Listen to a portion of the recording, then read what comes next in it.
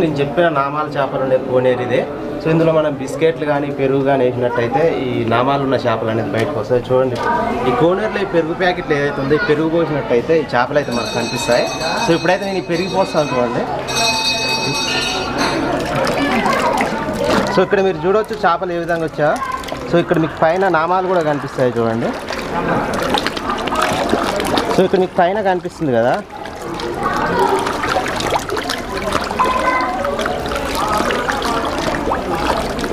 కొంచెం దూరం ముడి.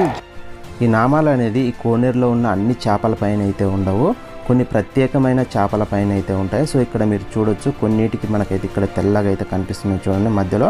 సో దాన్ని మనం దగ్గరగా పరీక్షించి చూసినట్టయితే దానిపైన అయితే మనకైతే నామాలు అయితే కనిపిస్తాయి. మధ్యలో ఒక గీత, అలాగే మనకు రెండు వైపులా రెండు గీతలు అయితే కనిపించడం అయితే జరుగుతుంది.